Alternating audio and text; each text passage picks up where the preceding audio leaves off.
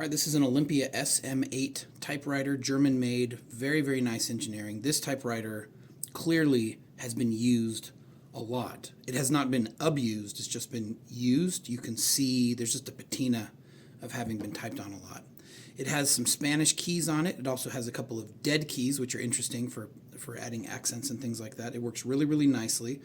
I did clean it up a little bit, cleaned out these keys so they would move a bit nicer. I put on a new black and red ribbon on it. You can set the margins here in the back for right and left. Tabs are actually set by moving these little guys around there.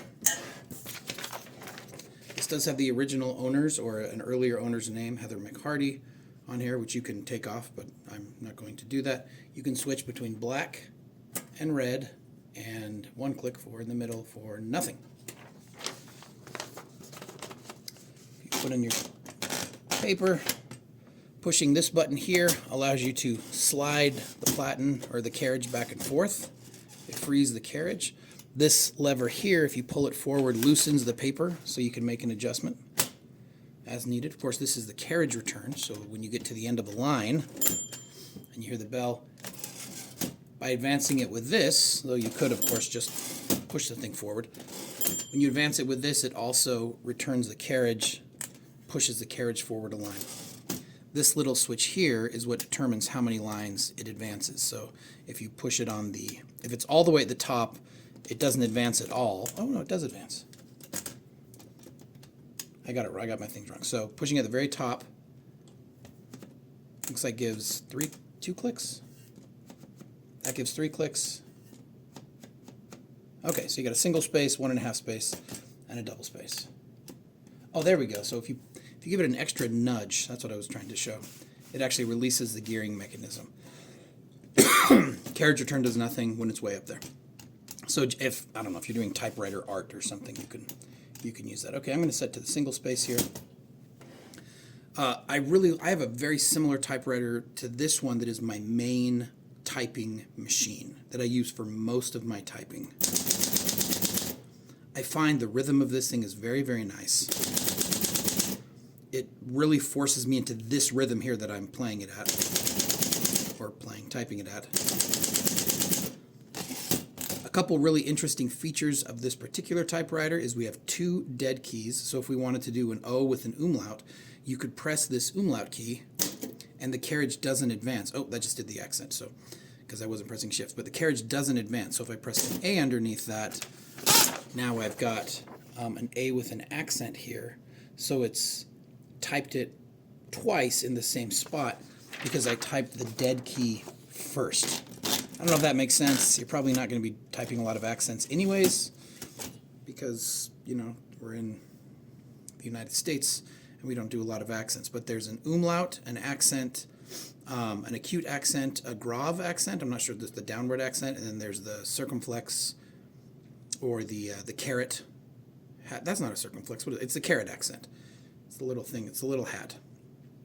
There's also an N with a tilde on it that I know has a name, and I always forget what it is. So you've got that there. The one key that doesn't work is the CD or whatever, the C with a little hook underneath it and the inverted question mark if you press shift. This key here, there's a missing link. So it's actually not super broken. You just have to get in there, and you could actually use a paper clip and just kind of click these 2 links together. I was thinking of doing that repair, but then I thought, you know, no one really, I don't think you guys are going to be using this, and so I ended up not worrying about it. This does have some really cool different kind of keys on it. It has a 1/ key, which is 1 over, and then you can put another number in there. So like I can do 1/7, which I just did.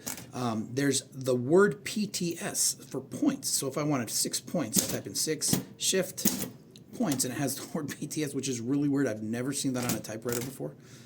We have a regular exclamation mark and an inverted exclamation mark, which is kind of useful. And there's an underline, an O with an underline, and an A with an underline, which I'm not sure what that's for. Maybe this is some kind of chemistry machine or something like that also, or math or accounting. I don't know, but there's some of the interesting, unusual characters that you can have access to here. let's see what else. What else we got here? I think that's about it.